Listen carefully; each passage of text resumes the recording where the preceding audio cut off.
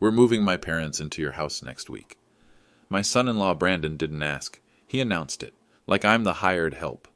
I'm standing in my own kitchen, holding my morning coffee, and this 34-year-old walks in without knocking and delivers that line like he's doing me a favor. I could have exploded, could have thrown him out right then. Instead, I smiled. Not a friendly smile. The kind of smile you get when someone hands you exactly the ammunition you need to teach them a lesson they'll never forget. Because Brandon Mitchell has no idea who he's talking to. He sees a 62-year-old man in work boots and a Carhartt jacket. What he doesn't see is the Forbes magazine sitting in my den with my face on the cover. But here's what he doesn't know about his poor old father-in-law living in the woods. 3 years. That's how long I've tolerated Brandon calling me Pops like I'm his personal maintenance man. 3 years of him making jokes about Sarah's dad who lives like a hermit. 3 years of him treating my home like his personal vacation rental. 3 years of watching him pat my shoulder with that condescending smile and ask if I need help with anything around the house. What Brandon sees when he looks at me, a simple retiree in a 2018 Ford F-150, wearing work clothes, living alone in what he calls my little cabin in the woods. What Brandon doesn't see, the $2.1 million smart home system hidden behind those rustic wood panels, the Tesla Model S parked in the back garage. The reason I bought 485 acres in Aspen for $12.3 million. Cash. See, I live modestly by choice, not necessity. When I retired from Summit Tech Solutions 2 months ago, I could have bought a mansion in Beverly Hills, could have gotten the penthouse in Manhattan, could have done what every other tech billionaire does and shown off my wealth like a peacock. Instead, I bought this mountain, built my dream home to look like a simple cabin from the outside, because real wealth doesn't need to announce itself. But Brandon? He's never understood subtlety. Last Christmas, he actually suggested I apply for senior assistance programs. Pops, there's no shame in getting help. You've worked hard your whole life. Like I'm some charity case who can't afford heating bills. The heating bill for this place runs $3,000 a month. The security system alone costs more than most people's cars. Every appliance is top of the line, hidden behind custom cabinetry that looks like it came from a frontier cabin. Brandon walks through my home and sees what he expects to see. A poor old man who got lucky buying property before prices went crazy. He's never wondered why the Wi-Fi password is Summit Tech 2024. Never asked why I have a dedicated office with 3 monitors and a setup that would make Google engineers jealous. He's too busy feeling superior, like when he brought his golf buddies over last summer. I'm grilling burgers on my deck and he's giving them the tour. This is Sarah's dad, David. He's got the whole mountain man thing going on.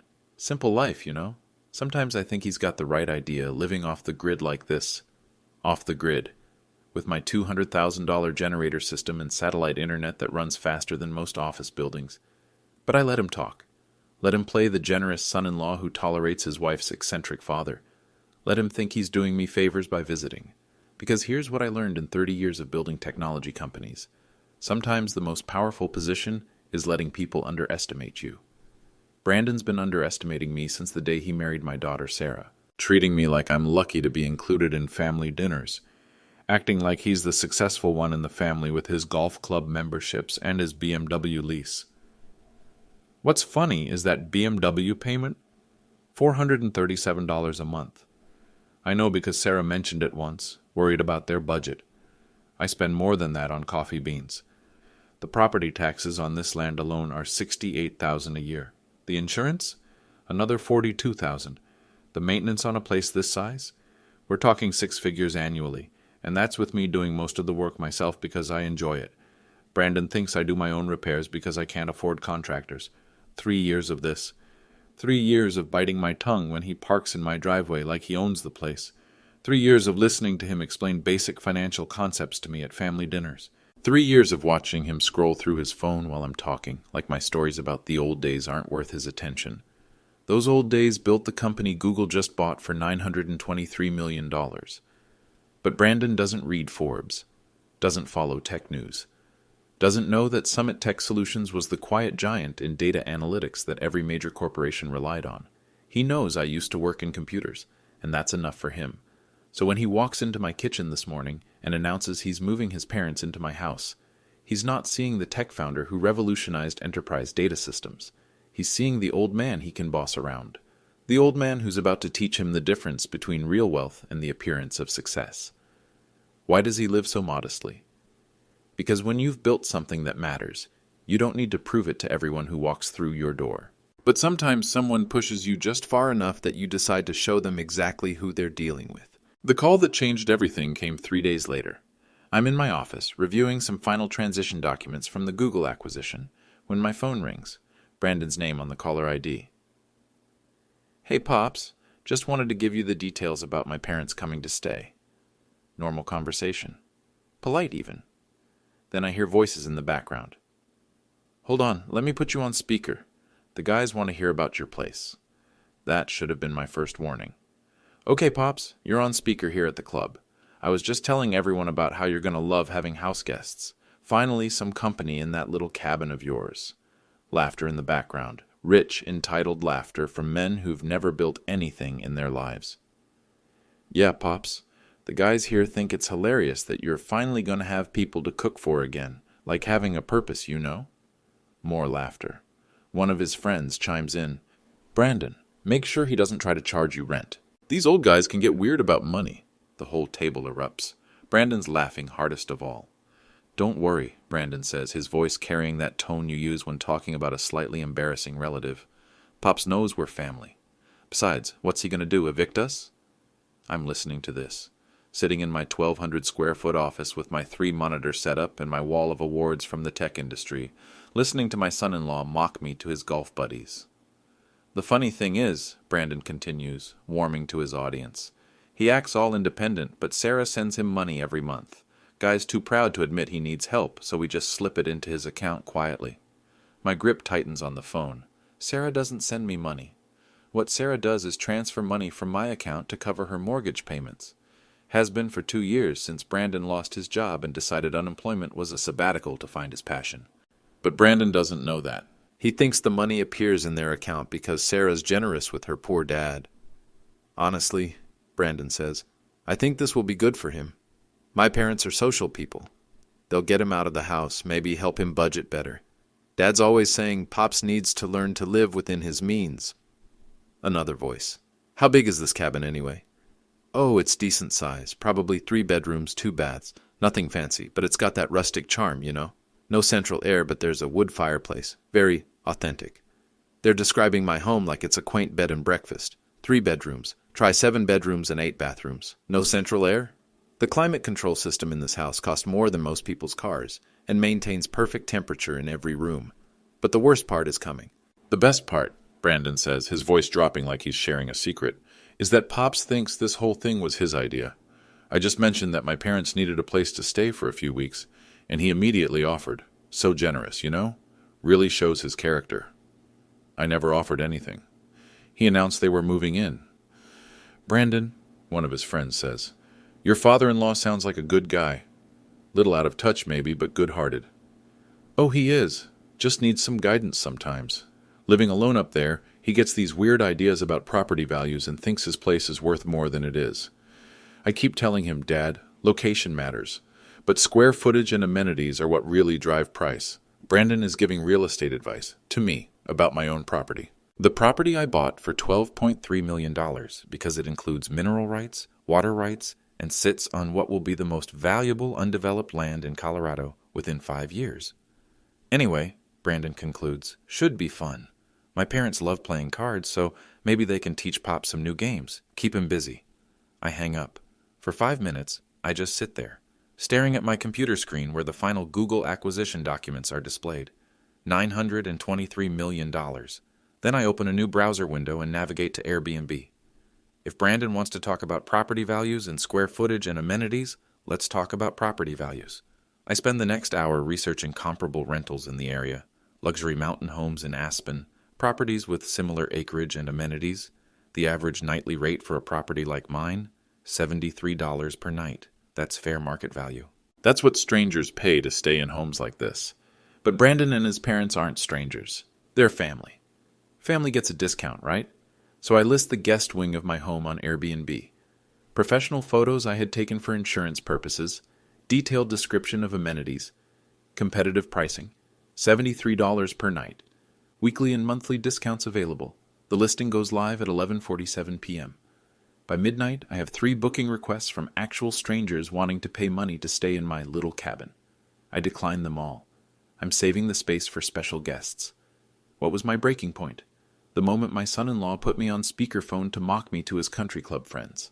The moment he described my generosity as his own clever manipulation. That's when I opened my laptop and started typing. That night I made 3 phone calls that would change everything. First call. My attorney, Elizabeth Brown. She's been handling my legal affairs since I started Summit Tech. Sharp, thorough, and she doesn't ask unnecessary questions. David, it's almost midnight. This better be important. Elizabeth, I need a landlord-tenant agreement drawn up. Standard terms, market rate rental, 30-day notice provisions. You buying more property? No, I'm renting out part of my existing property to family members. Pause. David, are you feeling okay? Never better. I'll email you the details. I need this by tomorrow afternoon. Market rate for your place would be $73 per night. I've done the research. Another pause. I'll have it ready by noon. Elizabeth knows me well enough to know when I'm dead serious. She also knows my track record for making decisions that seem crazy until they prove brilliant. Second call. My accountant, Janet Davis. Yes, the same Janet Davis who's now HOA president. I've known her since she was fresh out of college, and I hired her as Summit Tech's first financial officer. Janet, sorry to call late. I need a favor. David, you know I'm always happy to help. What's going on? I'm about to have some rental income to report. Might be complicated. How complicated? Family rental, market rate, possible non-payment issues? Janet laughs. David, what are you up to? Justice. I'll send you the details tomorrow. Third call. I don't make it. I draft an email instead. To sarah.wilson.mitchell@gmail.com from dwilson@summittech.com. Subject, family matters. Sent, 2:47 a.m. Sarah, your husband informed me via speakerphone at his golf club that you've been sending me money every month because I need financial assistance. He seemed to find this very amusing. I think it's time you knew where that money actually comes from. Check your bank statements. Every gift you thought you were sending me was actually a transfer from my account to yours. I've been covering your mortgage payments for 2 years. Your husband lost his job 26 months ago. You never told me, but I figured it out when the payment patterns changed.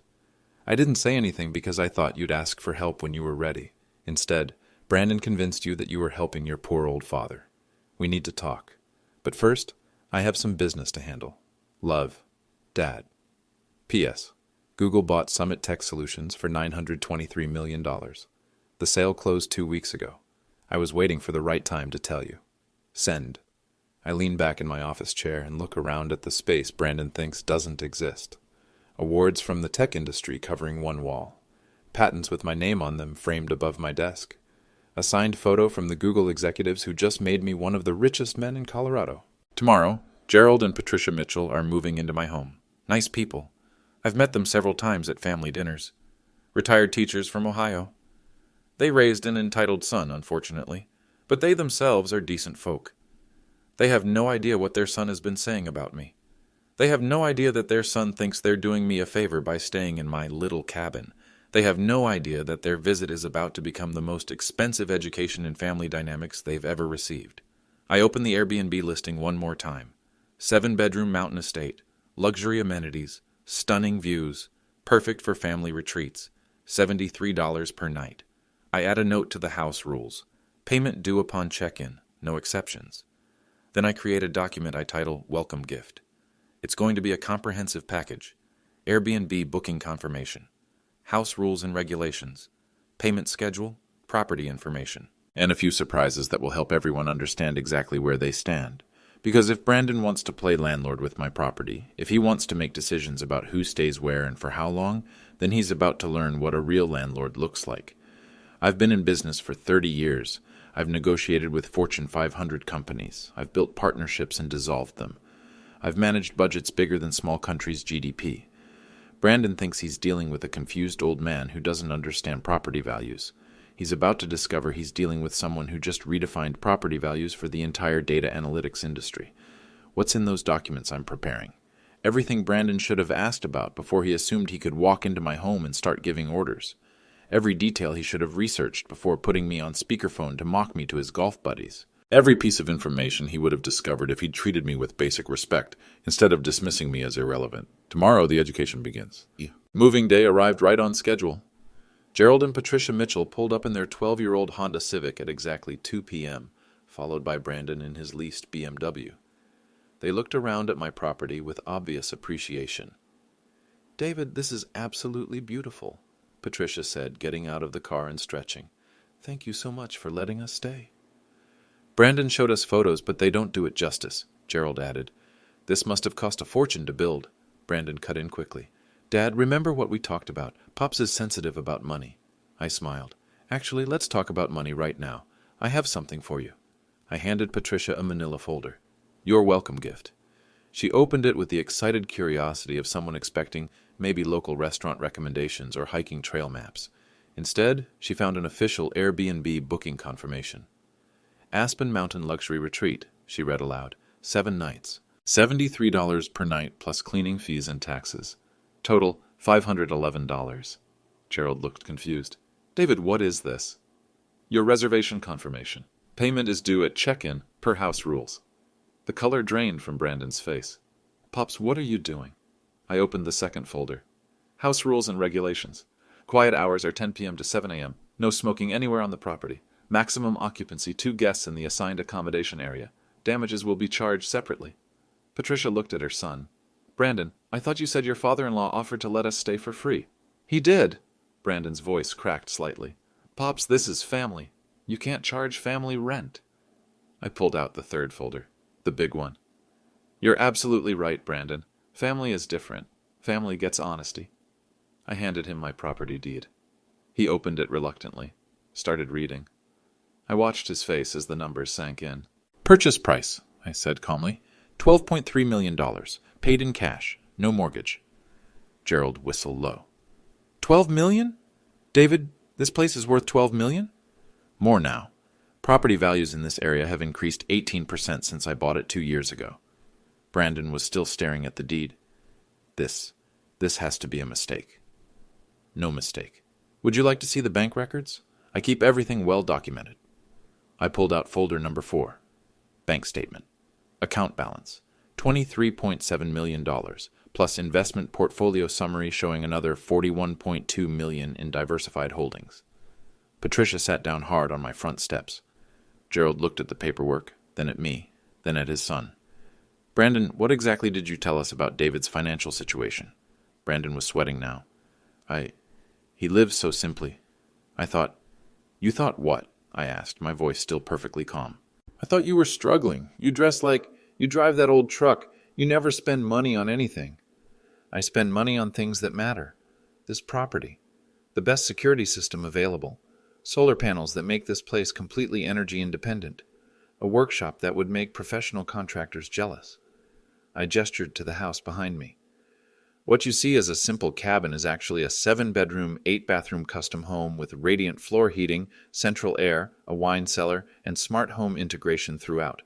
The rustic look is a design choice, not a budget constraint."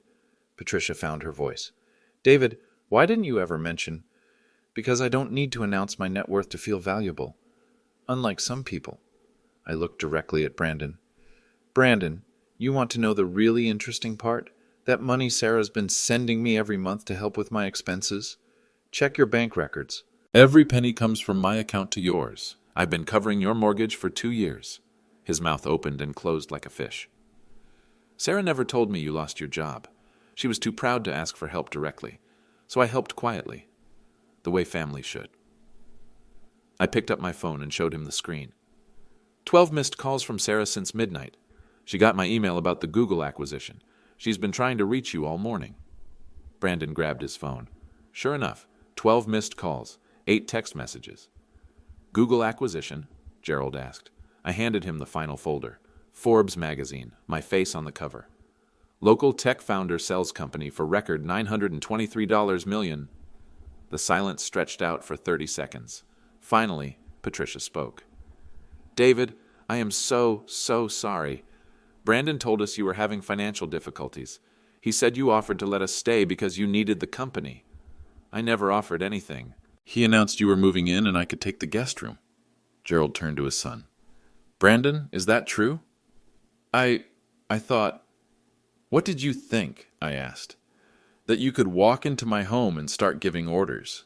That you could put me on speakerphone to mock me to your golf friends. That you could treat me like hired help in my own house?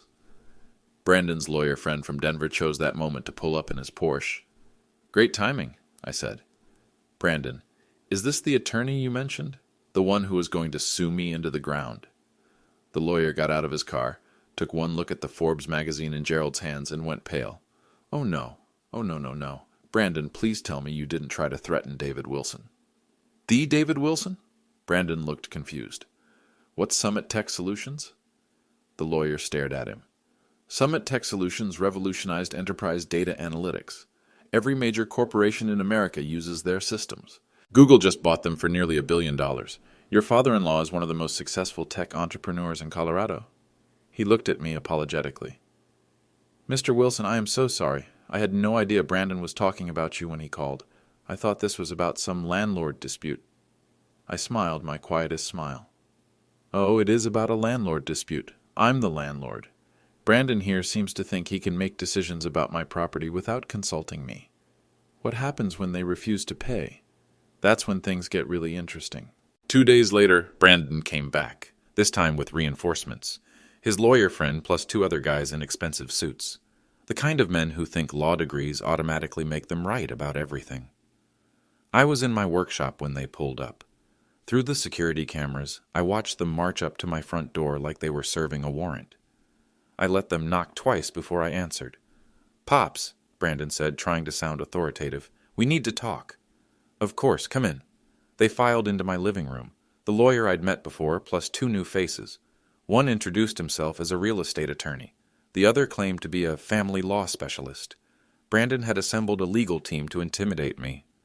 Mr. Wilson, the real estate lawyer began, my client has informed me that you're attempting to charge family members rent for staying in your home. This could constitute elder exploitation. I poured myself coffee from the machine that cost more than his monthly salary. Elder exploitation, interesting theory. Furthermore, the family law specialist chimed in, forcing elderly relatives to pay market rates could be seen as financial abuse of your son-in-law's parents. Could be seen by whom? Adult Protective Services, for starters. I nodded thoughtfully. And what would Adult Protective Services say about a man with a net worth of $65 million being accused of elder exploitation for charging market rates for luxury accommodations? The lawyers exchanged glances.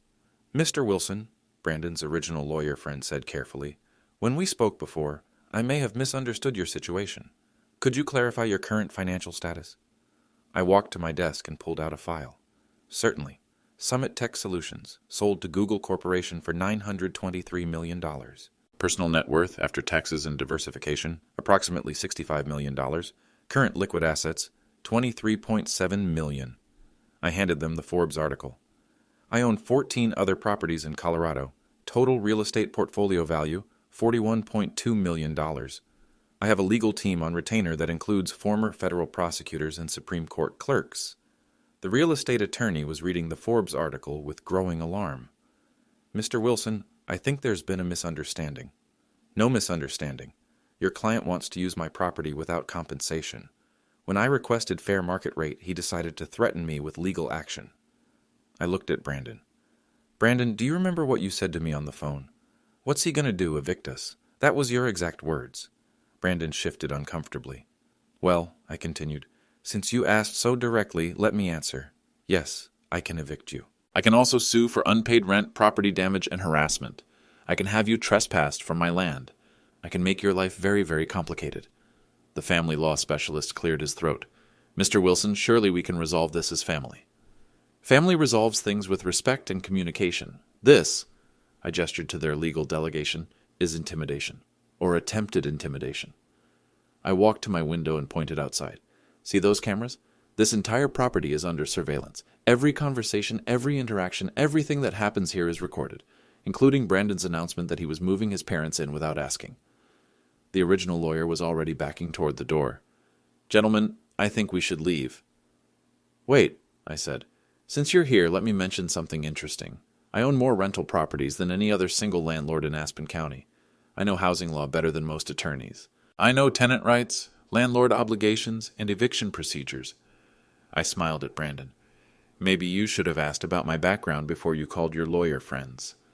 The family law specialist was studying his shoes. Also, just so we're clear, those elderly relatives you're so concerned about, they paid their bill yesterday, $511, cash. They apologized profusely and said they had no idea their son had misrepresented the situation. Brandon's face went red. My parents paid you? Your parents are decent people who understand that lodging costs money, unlike their son. What other properties? That's about to become very relevant. This is about to get interesting. By Thursday morning, Brandon had launched his social media campaign. Facebook post at 6:43 a.m., struggling with a difficult family situation. When elderly relatives start making unreasonable financial demands, how do you handle it? #family, first #. Elderly rights, #prayers. Needed, 67 likes, 23 comments, all supportive. Second post at 9:15 a.m., update on family situation. Considering adult protective services involvement. Sometimes you have to protect people from their own poor decisions. #tough love, #family matters. 92 likes, 41 comments, people sharing their own stories about difficult elderly relatives. Third post at 1:22 p.m. Amazing how money changes people. My father-in-law is trying to charge my retired parents rent to stay in his house. These are people who gave everything for their children, and now they're being treated like tenants. #heartbreaking, #respect your elders. 138 likes, 67 comments, 3 shares. I screenshot everything. Then I checked the neighborhood app. Next door was buzzing. Brandon had posted there too. Warning to neighbors. Commercial rental activity in residential area. David Wilson at 1247 Pine Ridge Road is operating an unlicensed boarding house and charging family members rent. Possible zoning violations. He'd tagged our HOA president, Janet Davis. Janet texted me within minutes. David, what's going on? Brandon Mitchell is claiming you're violating residential zoning. I texted back, can you meet me for coffee? I'll explain everything. We met at the local cafe at 4 p.m. Janet brought the HOA complaint Brandon had filed. David, this is serious, if you're operating a commercial business out of your home without proper permits. I handed her the Airbnb listing printout. 1 guest accommodation, occasional rental, well within residential guidelines. I checked the county regulations before I listed it. Janet read through the posting. $73 a night seems reasonable for a place like yours. It's exactly average for comparable properties. So who complained?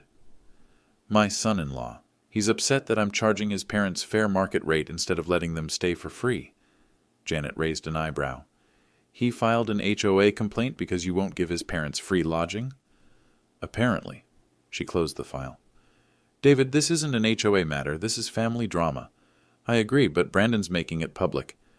I showed her the Facebook posts on my phone. He's painting me as an elderly man who's lost touch with reality, claims I'm financially exploiting his parents. Janet read through the posts, her expression growing more concerned. David, some of these comments are pretty harsh. People are talking about reporting you to Adult Protective Services. Let them report me. A 5-minute financial background check will end that conversation. Still, this could damage your reputation in the community. I leaned back in my chair. Janet, how long have you known me? 15 years, since I started doing your books at Summit Tech. Have you ever known me to make a decision without thinking it through? She smiled. Never. You're the most methodical person I know. Then trust me. This is going to resolve itself. How? Community meeting next week. Brandon's demanding a hearing about my zoning violations. I think that's an excellent idea. Janet looked worried. David, are you sure you want this aired publicly? Janet, do you remember what happened the last time someone publicly challenged my business decisions? She thought for a moment, then started laughing. The Peterson Industries contract. They claimed publicly that Summit Tech couldn't deliver. You invited them to present their concerns at the industry conference. And? You demolished them so thoroughly they apologized in writing and doubled their contract. This situation is similar. David, what aren't you telling me? I pulled out my phone and showed her the Forbes article. Google bought Summit Tech for $923 million. The sale closed 3 weeks ago. Janet stared at the screen. 900. David, you're a billionaire. Not quite, but comfortable. She was still staring. And Brandon thinks you're struggling financially. Brandon thinks a lot of things, most of them wrong. Oh my God. David, when this comes out at the community meeting, When this comes out, people will understand exactly who's been making poor decisions. I finished my coffee. Brandon wants a public hearing about my character and financial judgment. I think the community deserves to hear all the facts. This is going to backfire spectacularly on him. That's the idea. How will the community react at the meeting? That's about to become very, very clear. This is about to backfire spectacularly. Friday morning, I did what I've always done when facing a challenge. I gathered data. Professional habit. 30 years in tech teaches you that information is power, but organized information is victory. I started with the security footage. My system records everything in 4K resolution with audio. Every conversation, every interaction, every moment since Brandon first announced his parents were moving in. 23 days of material. I created a timeline.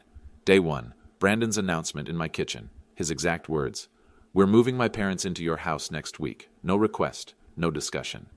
Day 4, the speakerphone call to his golf buddies. Audio quality is perfect. Every word of mockery, every laugh at my expense, every assumption about my financial situation. Day 12, his parents' arrival. Their genuine surprise at the Airbnb booking. Their immediate payment without complaint. Day 14, Brandon's return with his legal team. Their attempted intimidation tactics. Their retreat when they realized who they were dealing with.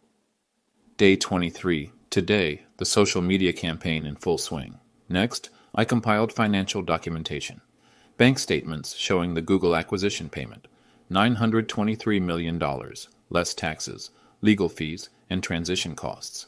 Net deposit, $612 million. Property purchase records, $12.3 million for the Aspen property. Cash payment, no financing. Investment portfolio summary, $41.2 million in diversified holdings managed by Goldman Sachs Private Wealth Division. Monthly expenses documentation, property taxes, insurance, utilities, maintenance. Average monthly outflow, $37,000. Sarah's mortgage assistance records, 26 months of payments, $2,400 monthly. Total assistance provided, $62,400. Brandon's unemployment timeline, 26 months. Exactly correlating with the mortgage assistance. Then I documented the damages. Security footage showing Brandon's parents smoking inside the house despite clear no-smoking policies. Timestamp, 3:47 p.m., day 16. Photographs of the Persian rug stain. Red wine. Professional cleaning estimate, $450. Broken antique door handle in the guest bathroom. Replacement cost, $400. Utility bill comparisons. Normal monthly electric usage, 1,240 kilowatt hours. Usage during guest stay, 4,220 kilowatt hours, a 240% increase. Water usage, normal monthly, 3,200 gallons. Guest month, 8,100 gallons, 153% increase. Heating costs, normal monthly propane usage, 180 gallons. Guest month, 410 gallons, 128% increase. I created spreadsheets. Professional quality, the kind I used to present to Fortune 500 boards. Total unpaid rent, 23 days at $73 daily, $1,679. Late fees per rental agreement, $50 per day after 7-day grace period. 16 days of late fees, $800. Property damage, $850. Additional utilities, $1,147. Grand total owed, $4,476. But that wasn't the big number. The big number came from what happened at Summit Tech Solutions. I pulled out the company's final valuation report, the document Google's acquisition team used to justify their purchase price. Summit Tech Solutions, founded in my garage in 1994, had become the invisible backbone of modern business intelligence. 93% of Fortune 500 companies used our data analytics platforms. Our algorithms processed 2.4 billion transactions daily. Our client list read like a who's who of global commerce. When Google bought us, they weren't just buying software. They were buying 30 years of innovation, 847 patents, exclusive datasets worth billions, and a client relationship network that couldn't be replicated. The purchase price broke down like this. Core technology assets, $247 million. Patent portfolio, $168 million. Client contracts and relationships, $391 million. Data archives and proprietary algorithms, $117 million. Total, $923 million. For a company, I started with $12,000 in borrowed money and an idea about making business data more useful. Brandon thinks I'm out of touch with financial reality. I revolutionized how businesses understand their own financial reality. But here's what I learned in 3 decades of business. The most powerful information is often the most quietly held. The most successful companies don't announce their advantages until they're ready to use them. The most successful people let others underestimate them right up until the moment they reveal exactly what they're capable of. I printed everything. Bank statements, property records, damage documentation, utility bills, security footage screenshots, company valuation reports, Forbes articles, patent filings, client testimonials. 237 pages of evidence. Monday's community meeting was going to be educational. What's the final dollar amount? That depends on how you calculate the value of respect. Monday night, Aspen Meadows Community Center, 7 p.m. sharp. The room was packed. Word had spread through the neighborhood faster than wildfire. Everyone wanted to see the elderly man who was allegedly exploiting his own family. I arrived 15 minutes early and sat in the back row. Khaki pants, button-down shirt, work boots. The same clothes I'd worn to build fences and fix plumbing for 30 years. Brandon arrived at 6:55 with an entourage. Sarah was with him, looking uncomfortable. His parents weren't there. Smart choice on their part. The room buzzed with whispered conversations. I caught fragments. That's him, the one charging his own family. Seems like such a quiet guy. My daughter says he's always been a little odd. Janet Davis called the meeting to order. We're here to address concerns raised by Brandon Mitchell regarding alleged zoning violations at 1247 Pine Ridge Road. Brandon stood up, smoothed his tie, and walked to the podium like he was accepting an award. Thank you, Janet. Friends and neighbors, I appreciate you coming out tonight. This isn't easy for me. He looked around the room with practiced sincerity. Many of you know my wife, Sarah, and me. We've been part of this community for 3 years. We love it here. Murmurs of support. What you might not know is that Sarah's father, David Wilson, has been struggling lately, making some concerning decisions. He gestured toward me. 3 weeks ago, my retired parents came to visit. They're 71 and 73 years old, teachers their whole lives, good people who raised me to respect family and community. More supportive murmurs. David offered to let them stay with him. We thought it was wonderful. Company for him, a nice vacation for them. His voice dropped, becoming more dramatic. Then he presented them with a bill, $73 a night, for family, for my elderly parents. The room shifted uncomfortably. Someone in the front row shook their head. When I tried to discuss this with him, he became aggressive, started talking about market rates and rental agreements. He's treating my parents like strangers. Brandon paused for effect. I've filed a complaint about possible zoning violations. Is he running a business out of his home? Are there proper permits? But honestly, that's not why I called this meeting. He looked directly at me. I'm worried about David. This behavior isn't normal. Charging family members rent, making unreasonable demands. I think he might need help. The sympathy in the room was palpable. Several people were nodding. I don't want to embarrass him, but sometimes families have to make tough decisions. Sometimes we have to step in. Brandon returned to his seat to supportive applause. Janet looked at me. David, would you like to respond? I stood up slowly. Walked to the podium with a single manila folder. The room was completely silent. Thank you for coming tonight. Brandon's right about one thing. This isn't easy.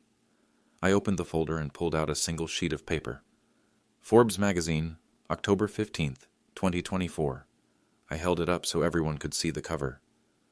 Local tech founder sells company for record $923 million. The silence deepened. Summit Tech Solutions, the company I built from my garage 30 years ago. Google bought us 3 weeks ago for $923 million. You could hear a pin drop. Brandon says I'm struggling financially. Let me clarify my financial situation. I pulled out a bank statement. Current liquid assets, $23.7 million. Real estate portfolio, $41.2 million. Total net worth, approximately $65 million. Someone in the middle of the room gasped. Brandon says I offered to let his parents stay for free. That's incorrect. I pulled out my phone and connected it to the room's audio system. This is a recording from my security system. Brandon's announcement 3 weeks ago. His voice filled the room. We're moving my parents into your house next week. I stopped the recording. No request, No discussion. An announcement. I played the next clip.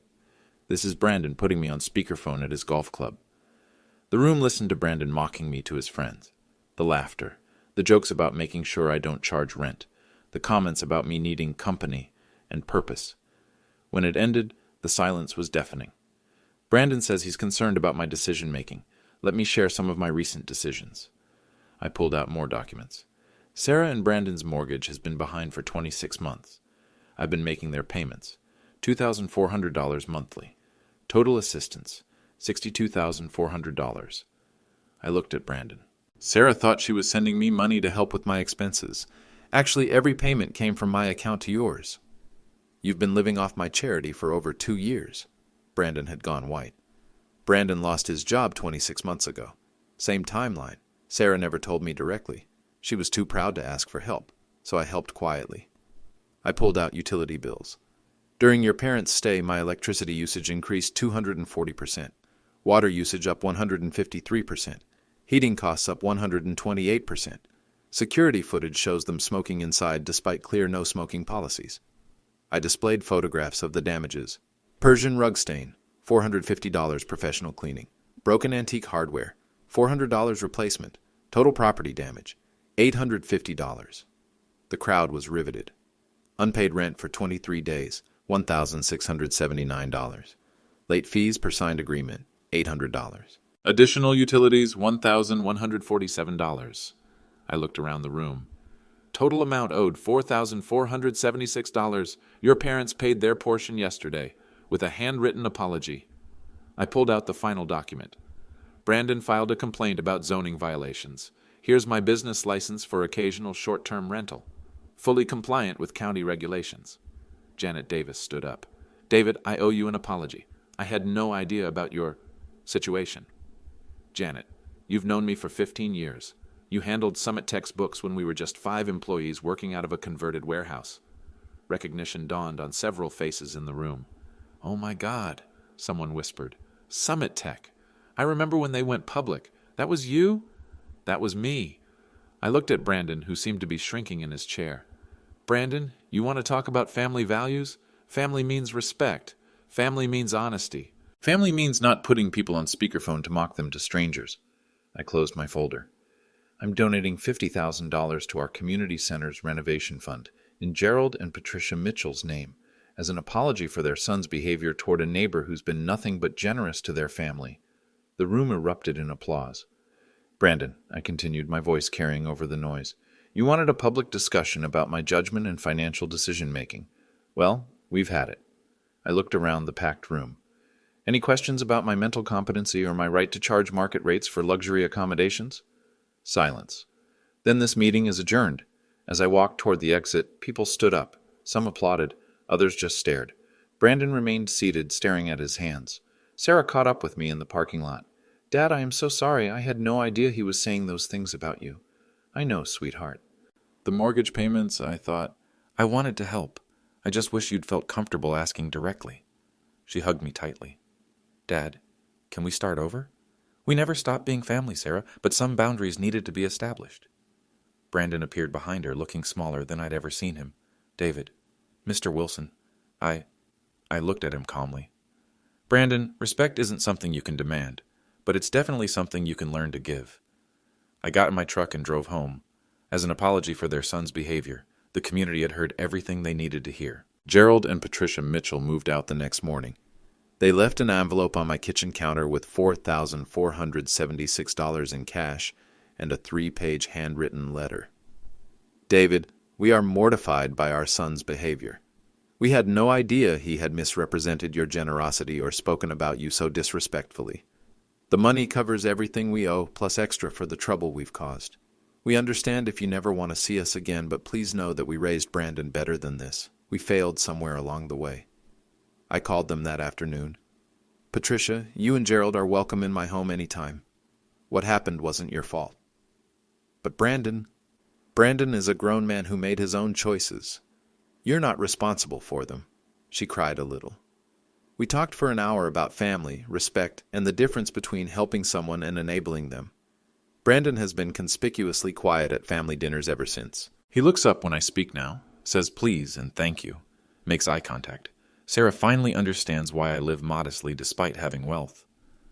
Real wealth doesn't need to show off. It just shows up when needed. The Airbnb listing has been booked solid through next summer. 5-star reviews across the board. Guests love the humble millionaire's cabin story. Several have asked if they can meet the owner who taught his entitled son-in-law about respect. I tell them the story's not about teaching anyone anything. It's about establishing boundaries and expecting basic human decency. The community center renovation is ahead of schedule thanks to what they're calling the Mitchell Family Endowment. Gerald and Patricia were honored at the groundbreaking ceremony. They deserved recognition for raising good people who occasionally lose their way but can find it again. Brandon found a job last month, marketing coordinator at a local ski resort. Not glamorous, but honest work with steady income. He's paying his own mortgage now. He still calls me Pops sometimes, but it sounds different, less condescending, more like actual affection. Funny thing about respect, you can't demand it, but you can definitely teach people how to give it. Sometimes the best gift you can give someone is the opportunity to learn who they really want to be, and sometimes that lesson costs exactly $4,476.